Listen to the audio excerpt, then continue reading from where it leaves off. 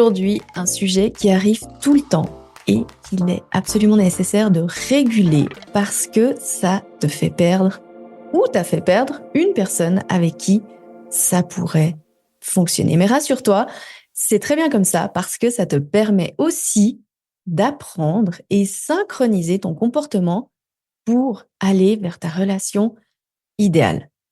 Ça fait un moment que je n'ai pas reparlé de neurosciences cognitives et là, on est en plein dedans. Parce que ces 3 types de dépendance affective, c'est ton système de protection qui se met en route, tout simplement.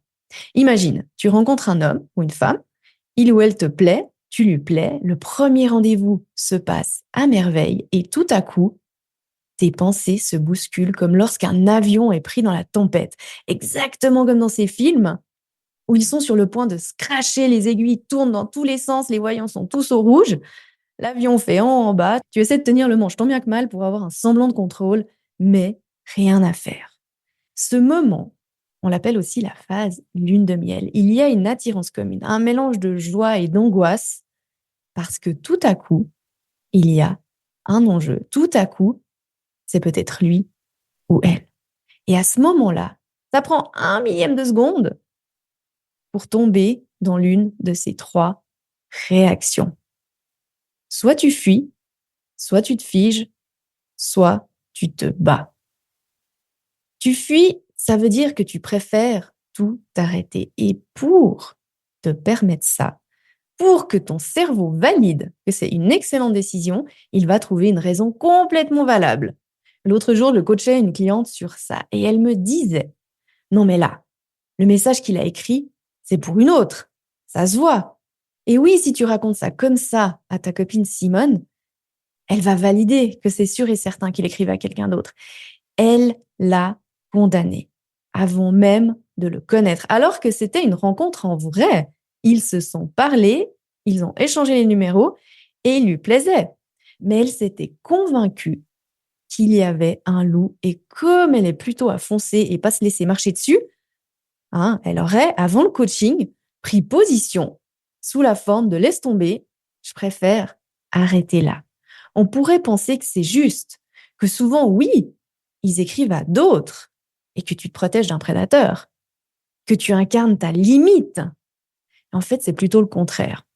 Tu agis par peur. L'impression de te faire avoir ou d'avoir enfin trouvé le bon est telle que tu préfères lâcher parce que oui, la pression est une émotion qu'on n'aime pas ressentir. Tu lâches, la pression retombe, tu es soulagée et tu te sens même fabuleuse et forte. Tu as ce sentiment de maîtriser et tu as reboosté ta confiance en toi parce que c'est toi qui as pris la décision de lâcher l'affaire. Mais tu es toujours célib. Ce que ma cliente a fait, elle est allée le voir au rendez-vous qui était prévu d'avant ses messages, dans un état d'esprit d'ouverture et ils se sont bien entendus. Donc, ils passent à la phase découverte de l'un l'autre. La deuxième réaction, tu te fiches, tu te mets en pause, tu attends que lui montre un signe qu'il soit intéressé, ce qui te donnera confiance que tu peux te lancer. Une autre de mes clientes, elle tendait plutôt à se figer, à se dire, je préfère attendre que lui soit dispo, que lui me fasse un signe. Mais pourquoi faire ça? La vérité. Par peur de déranger, par peur de lui faire penser qu'on est dans l'attente et lui mettre la pression. Tu fais ça quand tu veux démontrer que tu n'es pas une de ces chieuses hystériques dépendantes affectives, sauf que tu l'es.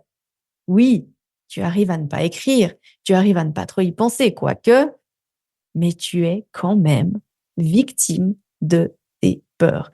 Parce que le simple fait de se dire je ne veux pas montrer que montre que c'est exactement ce que tu es. Le comportement est complètement différent, mais il mène à la même chose. Tu n'es pas sereine, encore moins spontanée, ni même sûre de tes envies et de tes décisions. Tu n'es donc pas vraiment toi-même. Et en général, ça se termine avec un goût amer de j'aurais dû montrer que j'étais intéressée. Pour ma cliente, elle s'est détendue, a mis en pratique les techniques d'indépendance émotionnelle, a pris confiance en elle, même si elle avait vraiment flashé sur cet homme-là. Et c'est lui qui lui a proposé une date ensuite c'est elle. Et ils ont trouvé comme ça leur équilibre, une fluidité pour apprendre à se connaître.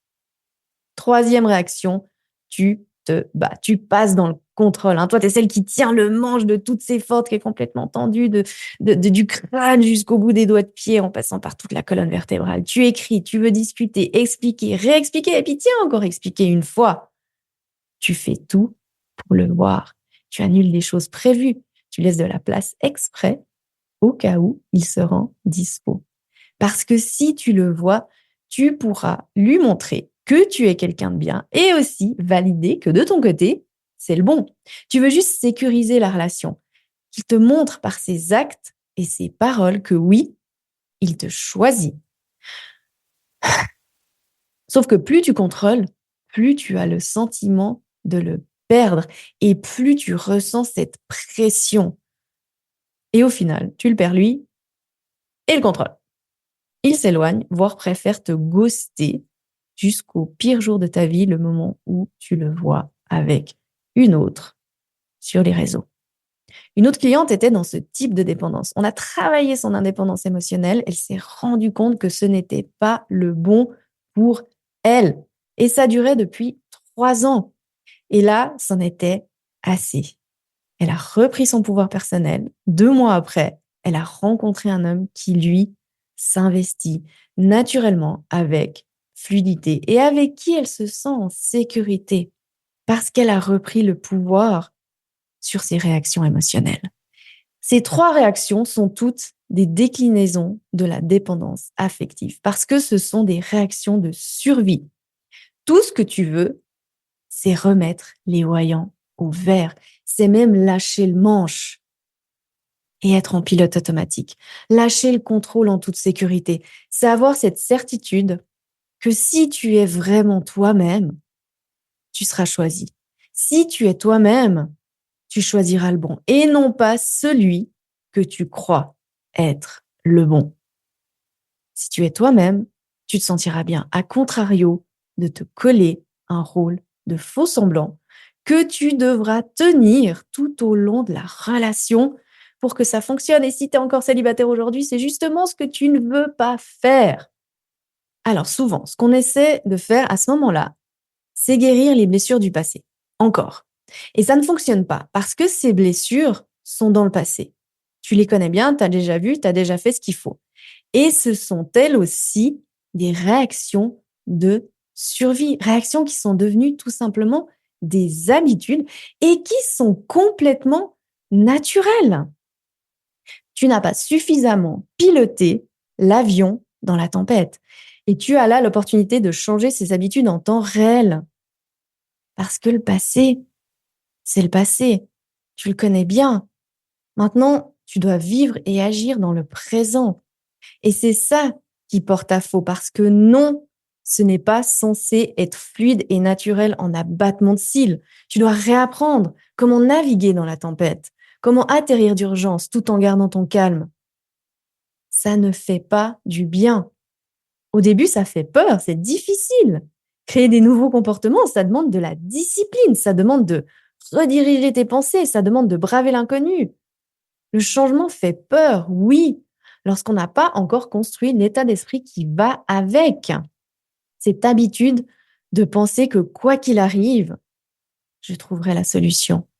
On ne sait pas si ça va fonctionner, si on va obtenir ce qu'on veut. Et on a peur. Et on ajoute le doute à cette peur. Et c'est à ce moment-là que pour lâcher cette pression, on repart dans nos vieux travers. C'est là que tu dois être forte. C'est là que tu dois te remémorer ce que tu veux vivre. C'est là que tu dois te remémorer que tu vaux le coup, que tu es fabuleuse, même avec tes côtés sombres. C'est là que tu dois te remémorer que même si tu l'as mis sur un piédestal parce que il, elle te plaît, ça reste un être humain. Magnifique semaine à vous toutes et à vous tous. Et si vous n'avez pas encore commandé le livre, j'en parle dans le chapitre 5. Il est disponible sur Amazon en version Kindle et livre. Pour celles qui l'ont déjà, je serais absolument ravie que vous lui mettiez 5 étoiles et un avis, parce que c'est tout simplement le meilleur bouche à oreille en ligne. Il est d'ores et déjà numéro 1 des ventes grâce à vos commandes et à vos avis. Et plus vous allez le commander ou l'offrir et mettre des avis, et plus il va rester numéro 1. Donc numéro 1, ça veut dire quoi? Ça veut dire qu'il va rester visible pour celles et ceux qui en ont besoin, comme toi, tu en as eu aussi besoin. À la semaine prochaine. Pour incarner ce dont je parle dans le podcast, tu as plusieurs options. Le livre Change ton schéma amoureux, que tu peux commander directement sur Amazon. Et pour aller plus en profondeur dans ton schéma avec des exercices concrets, le cours en ligne où j'enseigne la méthode complète Change ton schéma amoureux, où tu apprendras tout ce dont je parle dans le podcast et comment mettre en pratique, notamment partenaire de schéma, le sweet spot, la communication complice. Tu trouveras toutes les informations sur fannyjipa.com.